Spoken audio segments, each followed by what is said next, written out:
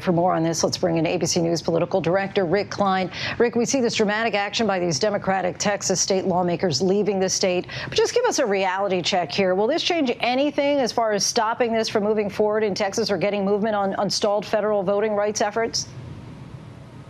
Yeah, cue the Hamilton song. They don't have the votes, Lindsay. And that's true at the federal level as well as the state level. And nothing that's happened in the last 48 hours or so between the Democrats fleeing Texas, between President Biden engaging in this much more vigorous effort just today has changed those realities. And you see the Texas Democrats acknowledge it's just a matter of time before they have to give in and return to the state to deal with other pressing legislation. As soon as they get back in the state, they're going to be forced back into that chamber, and they're not going to have the votes to overcome the Republican majority in terms of these new restrictions. And at the federal level, it's a stubborn matter of math. Yes, the Democrats control the Senate, but it's the narrowest of majorities, a 50-50 Senate.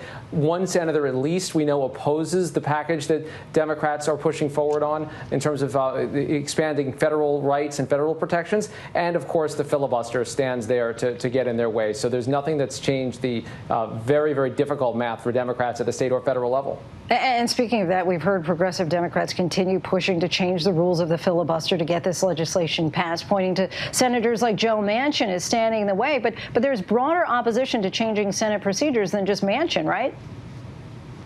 That's exactly right, Lindsay. You can think about an audience of one of Joe Manchin, but Manchin speaks for at least one other senator who's publicly said that she doesn't support a change to the filibuster, Senator Kyrsten Sinema of Arizona. And we know from our own reporting, and certainly the senators will say, there's a good 5, 6, 7 others who at least quietly think that the filibuster should be in place, either because they think it protects minority rights or they recognize that they may not be in the majority, they won't be in the majority forever, almost certainly. So that's really the nub of this. And so much of the focus of what's happened in Texas, as well as what President Biden is talking about, is focused on that very difficult rule to overcome. And it was notable that Joe Biden, a man of the Senate, the man who spent almost 4 decades in that institution, reveres a lot of the traditions. He didn't say the word filibuster at all today, and that was not lost on some activists who want to see more dramatic action taken by Democrats now.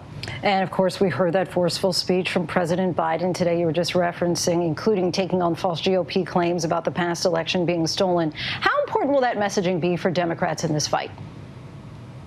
What I'm struck by, Lindsay, is how long it's taken. Biden has talked before about the big lie, but this is by far the most forceful he's been in point-by-point refuting the allegations that have been put forward by former President Trump and his supporters and calling it out for what it is, which is a lie. And this is now 6 months into the year. As Faith reported, you've got 16-plus states that have already moved. You've got hundreds of bills. Many of them have been debated since January. So it's a little late in the process at the state level or the federal level for the Biden administration, for the president to jump in this way. There was some reticence inside the White House to try to justify the lie with any kind of direct response from the president. Clearly, it's gotten to the point where they need to engage. But really what we saw today was rhetorical flourishes and strong stands. And those kind of words might have mattered for the debate 4, 5, 6 months ago. But now the ship has sailed in so many states, and Texas is next up. ABC News Political Director Rick Klein. Thanks so much, Rick. Thank you, Lindsay. Hi, everyone. George Stephanopoulos here. Thanks for checking out the ABC News YouTube channel. If you'd like to get more videos, show highlights, and watch live event coverage, click on the right over here to subscribe to our channel. And don't forget to download the ABC News app for breaking news alerts. Thanks for watching.